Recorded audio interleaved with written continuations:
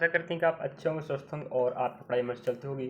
और आपको पता है कि एनटीपीसी आपका CBT 1 एग्ज़ाम स्टार्ट हो चुका है, जो चलेगा 5 जून से 24 जून के मध्य। और आप इस भर्ती परीक्षा में एक पोस्ट पाने के लिए तत्पर लगे हुए हो। और हम आपके लिए इस भर्ती परीक्षा में प्रयास कर रहे हैं। मैथ्स का वीडियो, रीजनिंग का वीडियो और जीके जीएस का वीडियो हमारे चैनल के प्लेलिस्ट में आप जाकर विजिट कर सकते हो।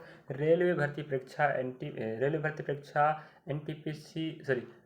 NTPC group D RPF SI constable की प्लेलिस्ट में आपको जानकारी मिल जाएगा। सब मैं तीनों पोर्शन का याद रखेंगे। पीवाई की क्लास 100+ से वीडियो बना के रखा है।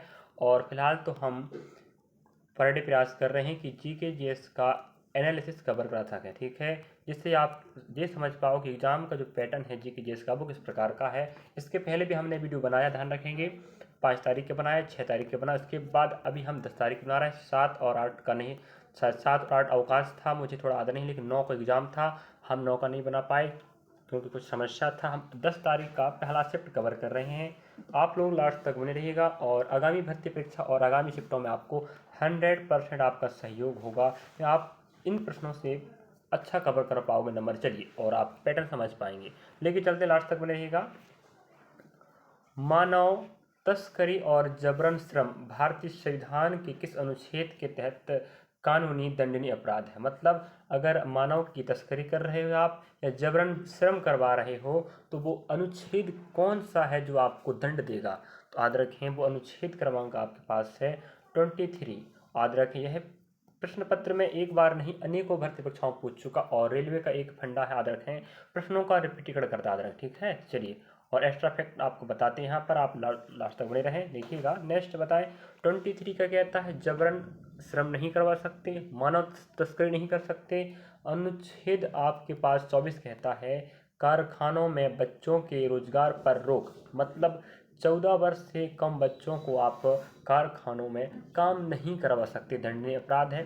नेक्स्ट, इस कोई प्रश्न पूछता है, अगर आर्टिकल नंबर 25 बोले, इसका मतलब होता है भारत में सभी व्यक्तियों को धर्म की स्वतंत्रता देता है, मतलब आप कोई सा भी धर्म को अपना सकते हो। आर्टिकल नंबर 26 कहता है धार्मिक मामलों के प्रबंधन की स्वतंत्रता, मतलब आप अगर धार्मिक कार्य करना चाहते हो तो आप धार्मिक कार्य कहीं पर भी कर सकते हो अनुमति के बाद, ठीक है। तो आप इस प्रकार 23, 24, 25, 26, ठीक है। तो अनुच्छेद 26 में किसी भी धर्म का संप्रदाय शामिल हो सकता है, चाहे वह बहुमत वाला हो या अल्पसंख्यक धर्म हो, कोई सा भी धर्म। थोड़ी माफ़ी चाहेंगे क्योंकि मौसम थोड़ा ख़राब है, तो बिजली की चमक रही और बादल गरज रहे, तो आवाज़ वहाँ जा सके, तो आप लोग फिर प्रयास कीजिएगा समझने का। संविधान का अनुच्छेद 21 नंबर कहता है जीवन की सुरक्षा और व्यक्तिगत स्वतंत्रता प्रदान करता है। तो याद रखना, हमने 21, 23, 24, 25, 26 बताया। जितने भी हमने आपको आर्टिकल अनुच्छेद बताया है 100% आपको बता दूं, अनेकों भर्ती परीक्षाओं में बार बार पूछता है। अगला प्रश्न लेके चलते हैं और हम आपको इतना एक्स्ट्रा फैक्ट बताएंगे प्रश्नों के साथ, याद रखें 90% सेम टू सेम प्रश्न मिलेंगे, थोड़ा बहुत यहाँ होगा, बाकी प्रश्न उसी से संबंधित प्रश्न जो आ चुका वही होगा। और एक्स्ट्रा फैक्ट आप इतना बता देंगे कि आप आगामी शिफ्टों में फायदा हो जाए। अनुच्छेद 16 भी पूछता, याद रखेंगे सार्वजनिक रोजगार के मामलों में अवसर की समानता, मतलब सार्वजनिक क्षेत्र में अगर रोजगार है तो सबको समान अवसर दिया जानी चाहिए। अनुच्छेद 19 कहता है बोलने की स्वतंत्रता के संबंध में कुछ अधिकार को संरक्षण, मतलब आपको बोलने की स्वतंत्रता, मतलब अभिव्यक्त करने की स्वतंत्रता है। 21 हम बता चुके हैं, आप देख पा रहे और आप पढ़ भी पाएंगे। चलिए, और इतने आर्टिकल हमने बताया है, लिख के रख लो, एग्जाम में छपते हैं। अगला प्रश्न आप देख पा रहे होंगे, स्वतंत्रता पूर्व भारत का पहला विधि आयोग किसकी अध्यक्षता में स्थापित किया गया था? तो हम आपको बता दें, लॉर्ड मैकाले, तो आप जानते होंगे जो एक ब्रिटिश अधिकारी है, याद रखें इनके शासनकाल में। और यही विधि आयोग को क्या बने थे, अध्यक्ष बने थे, तो इन्हीं की अध्यक्षता में याद रखना भारत में स्वतंत्रता पूर्व पहली बार विधि आयोग की स्थापना किया गया था और 1834 याद रखना, और यही अध्यक्ष बने थे। और एक्स्ट्रा फैक्ट की बात करें तो स्वतंत्र भारत का पहला, ये तो भाई स्वतंत्रता के पहले की बात है, स्वतंत्रता के पहले लॉर्ड मैकाले की अध्यक्षता में 1834 में रखना विधि आयोग की स्थापना हो गई थी। और स्वतंत्र भारत का पहला विधि आयोग मतलब आज़ादी के बाद 1955 में स्थापित किया गया था। और इस समय अध्यक्ष कौन बने थे इसके? MC सीतलवाड़ या सेतलवाड़, ठीक है। चलिए, याद रखें इन चीज़ों को। अगला प्रश्न आप देख पा रहे होंगे, अंग्रेजी में पढ़ सकते हैं आप लोग। रग्बी लीग विश्व कप 2026 किस देश में आयोजित किया जाएगा? रग्बी याद रखें एक प्रकार का खेल होता है और इसमें हमें पूछा रग्बी लीग विश्व कप होगा जो 2026 में, यह कहाँ पर होगा? तो आप देख पा रहे ऑस्ट्रेलिया एंड पप्पू के न्यू गिनिया में, ठीक है, हाँ न्यू गिनिया में याद रखेंगे।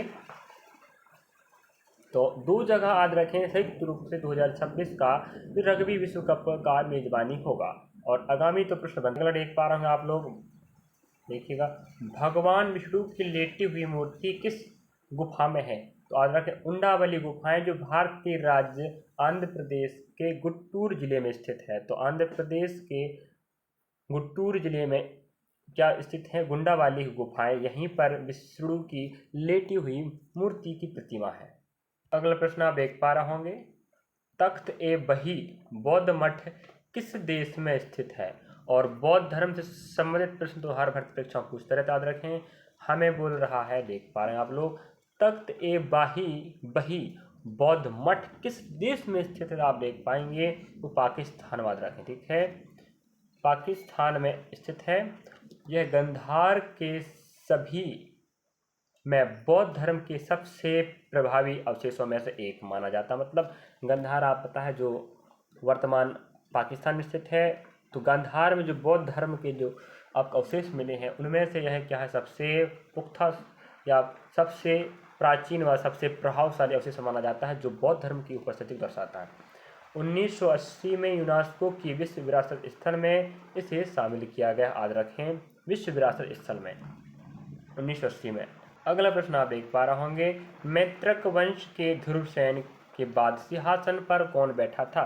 तो आपको बता दें मैत्रक वंश ने 493 ईस्वी से 776 ईस्वी के मध्य गुजरात पर शासन किया। इस वंश का संस्थापक सेनापति भुट्टार्क था जो गुप्त साम्राज्य के अधीन सौराष्ट्र उपखंड का राज्यपाल था। और आप पता होना चाहिए सौराष्ट्र गुजरात का पुराना नाम है, और ये भी पता होना चाहिए आपको, है कि नहीं? हाँ, अगला फैक्ट लेके चलते हैं, आप समझ गए होंगे, है कि नहीं? और उस समय वो उपखंड जो सौराष्ट्र उपखंड था उसका राज्यपाल हुआ करता था और गुप्त साम्राज्य के अधीन। उसके बाद उन्होंने क्या किया, अपने साम्राज्य की स्थापना कर लिया। राजधानी की बात करें तो वल्लभित, याद रखें। शासक की बात करें तो भट्टार्क जो आपके संस्थापक हैं ना, या भुट्टार्क भी कह देते हैं। धरसेन है, द्रोणसी है, ध्रुवसेन है, गुहासेन है। इस प्रकार से हमें ध्रुवसेन का प्रश्न पूछा, याद रखें। अगला प्रश्न आप देख पा रहे होंगे, निम्नलिखित में से किस राज्य में लौटते मानसून के दौरान वर्षा होती? मतलब जैसे आप पता है मानसून शुरुआत होता है कि नहीं? मानसून 1 जून से शुरुआत होता है और यह सबसे पहले कहाँ आता है? केरल में आता है। उसके बाद 15 जून तक पूरे भारत में फैलता है। लेकिन याद रखें इस बार 1 जून के पहले ही मानसून आ गया, जो 16 साल में के बाद आया, कह सकते इस जो समय का अंतराल, ठीक है। और जब मानसून चला जाता है वापस जब आता है, याद रखें, मतलब हम बात करें शीतकालीन, तो शीतकालीन समय में जो बरसात होती है, याद रखें, उसे हम लौटती मानसून कहते हैं। तो किस राज्य में इस कारण वर्षा होती है? तो याद रखें तमिलनाडु में। तो तमिलनाडु में लौटती मानसून के कारण वर्षा होती है। अगला प्रश्न आप देख पा रहे होंगे, हिंद महासागर सम्मेलन IOC के 8वें संस्करण का आयोजन 16 से 17 फरवरी 2025 तक मस्कट, ओमान में आयोजित किया गया था, जिसका विषय क्या रहा था? इस प्रकार से हमें अंतर्राष्ट्रीय सम्मेलन, संगठन व जो भी समझौते होते हैं उनका प्रश्न अवश्य बनता, याद रखें, आपको पता होनी चाहिए। तो इसका जो बैठक का विषय था, याद रखें, वो क्या था? मस्कट, ओमान में हो 2025 में। समुद्री साझेदारी के नए क्षितिज यात्राएं, इसका उद्देश्य विषय आप थीम कह सकते हो, समुद्री साझेदारी के नए क्षितिज की यात्राएं। एक्स्ट्रा फैक्ट की बात करें तो विदेश मंत्री डॉक्टर एस जयशंकर ने इस सम्मेलन में भारत का प्रतिनिधित्व किया था इस बैठक में, ठीक है। एक्स्ट्रा फैक्ट की बात करें तो सम्मेलन की शुरुआत इंडिया फाउंडेशन द्वारा 2016 में सिंगापुर में किया गया था, याद रखें, जिसमें टोटल 30 देशों ने भाग लिया था। इस सम्मेलन को देश क्षेत्र के महत्वपूर्ण देशों और प्रमुख समुद्री साझेदारों को एक साझा मंच लाना है, ताकि क्षेत्र में सभी के लिए सुरक्षा और विकास के लिए क्षेत्रीय सहयोग की संभावनाएं पर विचार विमर्श किया जाए। ठीक है, ये आपको पता होनी चाहिए कि उसका उद्देश्य क्या है। और इसमें पहली बार 2016 में याद रखें, आपको देखा होगा कि सिंगापुर में इसकी बैठक हुई थी और जिसमें 30 देशों ने भाग लिया था। और 2025 की बैठक जो फरवरी में हुआ था मस्काट ओमान में, वहाँ पर भारत की तरफ से हमारे विदेश मंत्री एस जयशंकर, सुब्रमण्यम जयशंकर ने भाग लिया था। प्रश्न आप देख पा रहे होंगे और आप प्रश्नों का पैटर्न आप सीखिएगा, समझें कि किस प्रकार टॉपिक का प्रश्न दे रहा है, कितना डिप, इतिहास, भूगोल, राजनीति अर्थशास्त्र, खेल, करंट अफेयर, कंप्यूटर साइंस, या आप कहाँ से कितना प्रश्न पूछ रहा है, किस लेवल का प्रश्न पूछ रहा है, ये आपको ही अनुमान लगाना है। हम आपको दिखाने का प्रयास कर रहे हैं, सही और सटीक याद रखेंगे जीके का एनालिसिस कवर कर रहे हैं, हम अपने स्रोत के माध्यम से जानकारी उठा रहे हैं और आपको कवर करा रहे हैं। तो आप लोग प्रयास कीजिएगा। और जिनका एग्ज़ाम था इस तारीख को इस शिफ्ट में, आपको पता है कि इस शिफ्ट का नाम क्या है, 10 जून 2025 का पहला शिफ्ट, याद रखें। जस्ट हम इसका सेकेंड शिफ्ट लेंगे और जितने वीडियो बन चुके हैं आपको बता दें, वो प्लेलिस्ट का नाम रहेगा RRB NTPC CBT 1 GKGS analysis 2025 करके प्लेलिस्ट डाला, जहां पर आपको वीडियो मिल जाएंगे। और 100% गारंटी कहते हैं कि आगामी भर्ती परीक्षा और शिफ्टों में आपको लाभदायक होगा। यहाँ थोड़ा अरिजीत सिंह गलत हो गया, आप देख पाएंगे अरिजीत ऐसा रहता है, अरिजीत ठीक है। अरिजीत सिंह जी ने हाल ही में पद्मश्री अवार्ड से उन्हें सम्मानित किया गया है। वो किस क्षेत्र से संबंधित है, किस कारण से उन्हें यह पुरस्कार मिला, तो आप बता दें कला के क्षेत्र में। और अरिजीत सिंह तो आप जानते होंगे जो यहाँ आपके गायक हैं और आपने सुना होगा इनके गानों को और आपने आनंद लिया होगा। तो कला के क्षेत्र आपका आंसर आएगा, 2025 में पुरस्कार प्राप्त करता है। आपको बता दूं मैं, आप कंप्यूटर की बात करूं तो कंप्यूटर का भी प्रश्न याद रखें और आपको इंतला कर दूं मैं, शॉर्टकट की का प्रश्न हर शिफ्ट में 1 2 1 2 1 2 1 तो आना कन्फर्म है, लिख के रख लीजिएगा, आ ही रहा है।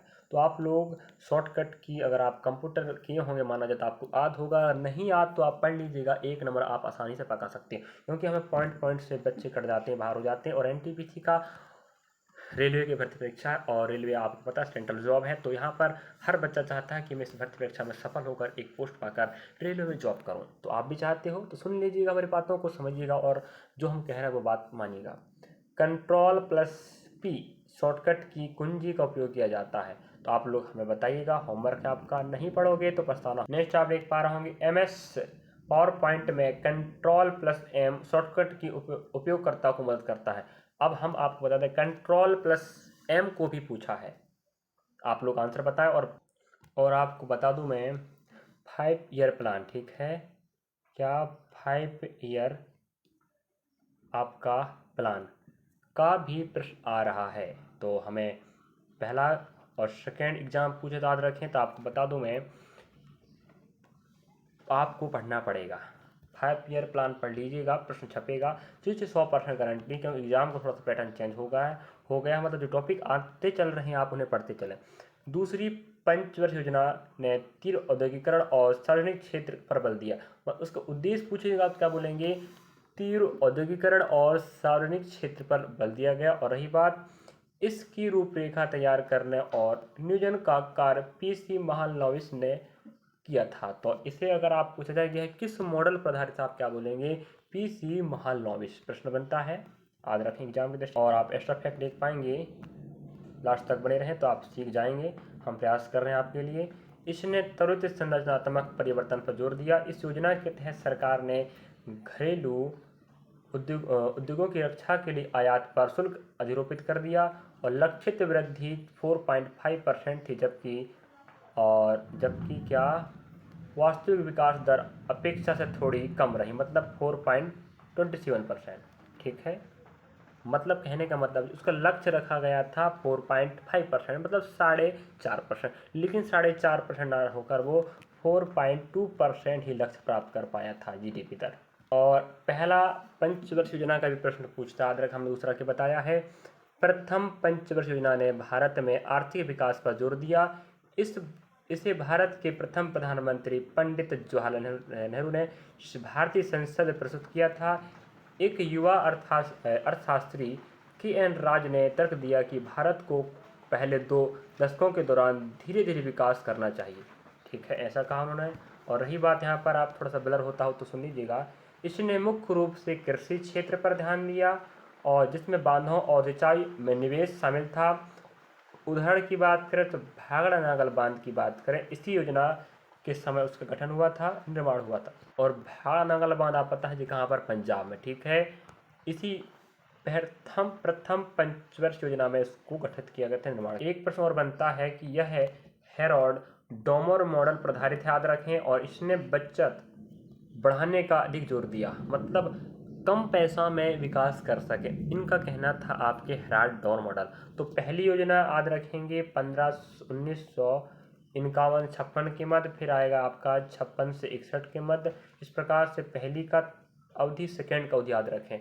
हेराल्ड डॉर मॉडल पहली वाली, और सेकेंड आपकी क्या है, आपने पीसी महालनोबिस। एग्जाम प्रश्न बनेगा, याद रखें। बता दूं यहाँ और प्रश्न पूछता है, 1556 के अंत तक 5 भारतीय मतलब आईआईटी स्थापित किए गए, याद रखें। ये प्रश्न बनता है कि आईआईटी जिसे हम क्या बोलते हैं, भारतीय प्रौद्योगिकी संस्थान की स्थापना किया गया था, किस योजना के, आप क्या बोलेंगे, पहली पंचवर्ष योजना, याद रखना 1956 में। लक्ष्य दर तो अवश्य पूछता, याद रखें। इस योजना की लक्ष्य दर थी 2.1%, जबकि प्राप्त विकास 3.6 था, मतलब जितना सोचा गया था उससे ज़्यादा जीडीपी हासिल दर किया था प्रथम पंचवर्ष योजना। अगला प्रश्न आप देख पाएंगे, तो आपको ध्यान रखना, 5 ईयर प्लान आप जितना भी पढ़ना चाहते पढ़ लीजिएगा, जो मेन पॉइंट है एग्जाम तो छपेगा, और हम आपके लिए प्रयास कर रहे हैं प्रश्नों को दिखाकर आप अवगत करा दें कि एग्जाम का पैटर्न क्या है या किस टॉपिक से पूछ रहा, आपकी जिम्मेदारी बनती है। आप अगर एग्जाम आपका लेट है तो आप प्रश्नों को समझकर, सीखकर, आप देखकर तर्क लगा सकते हो किस टॉपिक से प्रश्न आ रहा हो, आप पढ़ लीजिएगा, आपकी तैयारी बेहतर हो जाएगी। निम्नलिखित में से किस विद्रोह में सिद्धू को पंचकठिया नामक स्थान पर एक बरगद के पेड़ पर लटका दिया गया था, याद रखें। वो था संथाल विद्रोह, 1855 और 56 के दौरान यही विद्रोह हुआ था। और विद्रोह का प्रश्न आपको पूछ रहा बार बार, मैं आपको बार बार बता रहा हूँ, विद्रोह का प्रश्न आएगा मतलब आएगा। संथाल विद्रोह का नेतृत्व, याद रखें, सिंधु और कान्हू कर रहे थे, और दोनों का प्रश्न एक बार नहीं और भी भर्ती परीक्षाओं में पूछ चुका है। अगर आप पूछे कि संथाल विद्रोह हुआ था कब हुआ, तो आप क्या बोलेंगे, 1855 और 56 के मध्य। नेतृत्व करता कौन थे, सिद्धू और कान्हू। और यहाँ एक प्रश्न बनता है, देखिएगा, संथाल विद्रोह अंग्रेजों और जमींदारों के खिलाफ बिहार अब झारखंड में के राजमहल पहाड़ियों में बसे संथाल जनजातियों का विद्रोह था। वर्तमान में तो आप समझना कहाँ पर आ गया वो एरिया, झारखंड में। पहले वो बिहार के एरिया में आता था। तो अंग्रेजों और वहाँ के जो जमींदार हुआ करते थे उनके खिलाफ सिद्धू और कान्हू ने संथाल विद्रोह 1855 और 56 के बीच चलाया था। क्यों चलाया था, जमींदारों और अंग्रेजों के खिलाफ। अगला प्रश्न आप देख पा रहे होंगे, निम्नलिखित में से परिवहन का सबसे सस्ता साधन कौन सा है। Road transport, water transport, air transport और रेल ट्रांसपोर्ट। तो आपको बता दें सबसे सुगम और सस्ता तो आपने सुना होगा रेल है, लेकिन सबसे सस्ता अगर बोला जाए तो आपका समुद्री मार्ग होता है, रखें, समुद्री मार्ग या समुद्री रास्ता या समुद्री परिवहन होता है। अगला प्रश्न आप देख पा रहे होंगे, भारत में न्यायिक समीक्षा क्यों की जाती है। न्यायिक समीक्षा एक ऐसी प्रक्रिया है जिसके तहत सरकार की कार्यकारी विधायी या प्रशासनिक कार्यवाही या न्यायपालिका के द्वारा समीक्षा के अधीन होती है, जिससे आप सही या गलत का अनुमान लगा सकते हो। न्यायिक समीक्षा करना अति आवश्यकता होता है, ध्यान रखें। अगला प्रश्न आप देख पा रहे होंगे, जैव अर्थव्यवस्था में लाइफ टाइम अचीवमेंट पुरस्कार पाने वाले पहले एशियाई कौन है। मतलब जैव अर्थव्यवस्था की बात कर रहा है, लाइफ टाइम अचीवमेंट पुरस्कार पाने वाले पहले एशियाई आपके कौन हैं, डॉक्टर प्रमोद चौधरी, याद रखें, जिन्हें जैव अर्थव्यवस्था में लाइफ टाइम अचीवमेंट पुरस्कार दिया गया और यह पहले एशियाई व्यक्ति। अगला प्रश्न आप देख पा रहे होंगे, उत्कल भारत के किस भाग में स्थित है। तो आप आंसर बताएं, option A, option B, option C, option D. तो आपको आगे लेकर चलते हैं। उत्कल, याद रखें, यह है आपके पूर्वी भारत में स्थित है। आगे बताने वाले व्याख्या याद रखें, लास्ट तक बने रहें। और कहने का मतलब ये है कि उत्कल भारत के पूर्वी भाग में स्थित है। यह उड़ीसा राज्य के पूर्वी तटीय मैदान का एक हिस्सा है। मतलब क्या समझे आप, यह पूर्वी भाग में स्थित है ऑप्शन के अनुसार, लेकिन उड़ीसा राज्य के पूर्वी तटीय भाग के एक हिस्से को उत्कल कहा। अगला प्रश्न आप देख पा रहे हो यहाँ पर, साइंस का प्रश्न पूछेगा, ध्वनि साउंड किस प्रकार की तरंग है। अनुप्रस्थ तरंग है या अनुदैर्ध्य तरंग है, विद्युत चुम्बकीय तरंग है या स्थायी तरंग। तो आपको पता होनी चाहिए सही उत्तर आपका होगा अनुदैर्घ्य तरंग। ठीक है, व्याख्या की बात करें तो आप देखेंगे ध्वनि एक अनुदैर्घ्य तरंग होती है जिसमें कणों की दोलन दिशा तरंगों के प्रसार की दिशा के समांतर होती है। यह माध्यम में संपीड़न और विरलन के रूप में गमन करती है।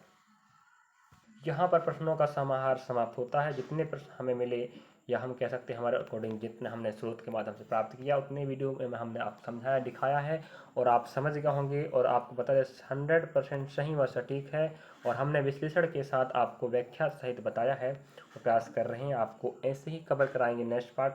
तो आज आपने देखा 10/6/2025 का पहला शिफ्ट और अगला शिफ्ट हम प्रयास करेंगे आपको दोपहर कल तक मिल सके। तो आप लास्ट तक बने रहे। आपको बता दें हमारे चैनल में मैथ्स को मैं याद रखें एनटीपीसी और ग्रुप डी के हिसाब से अध्यायवार पढ़ा रहा हूँ। नंबर सिस्टम हमने पढ़ाया है, डेसिमल फ्रैक्शन मतलब दशमलव भिन्न पढ़ाया है, बहुभुज पढ़ाया है, पहला अध्याय, दूसरा अध्याय, तीसरा अध्याय, वो भी एनटीपीसी CBT1 CBT2 और आरपीएफ एसआई कांस्टेबल और ग्रुप डी के प्रश्न और एएलपी के और जेई के सब वहाँ पर समाहित है। अध्यायवार चल रहे हैं, आप जाके देखें। चौथा अध्याय हम पढ़ा रहा है ट्रिग्नोमेट्री मतलब त्रिकोणमिति, तो आप जाके देखिएगा, हम आपके साथ हैं और बढ़िया प्रयास करेंगे आपको सिखाने समझाने का। मिलेंगे नेक्स्ट पार्ट में। Thank for watching. आपको बता दें हमसे पर डे 5 से 10 विद्यार्थी जुड़ रहे हैं और हम प्रयास करेंगे कि आपको हम आपके साथ रहें। आप हम पर भरोसा कर रहे हो, हम आपके लिए 100% समय देंगे और सही जानकारी के साथ तैयारी करवाएंगे। और अगर आप MP आबकारी की तैयारी कर रहे हैं तो आपको बता दें हमारे चैनल के प्लेलिस्ट में आपके लिए जानकारी उपलब्ध है और अगले महीने उसका एग्जाम होने वाला याद रखें। और ग्रुप डी का एग्जाम चल ही रहा है तो आपको NTPC group D RPF SI constable आने वाले एग्जाम जब रिवाइज होगा कैलेंडर वहाँ पर आपको आरपीएफ एसआई कांस्टेबल फिर से मिलेगा और जेई टेक्नीशियन फिर से वही वैकेंसी दोबारा मिलेंगी। तैयारी वहीं करना पड़ेगा। तो एक साथ एक तैयारी करो और सब भर्ती परीक्षाओं के लिए तैयार रहो। चलिए थैंक फॉर वॉचिंग और सपोर्ट कीजिएगा विद्यार्थियों। अगर आपको अच्छा लगा, अगर आप इस तारीख एग्जाम था तो आप हमें कमेंट करें क्या ऐसे ही प्रश्न आए थे या नहीं आए थे और क्या आगामी शिफ्टों में क्या ऐसे आ सकते हैं, आप लोग कमेंट कीजिएगा। चलिए।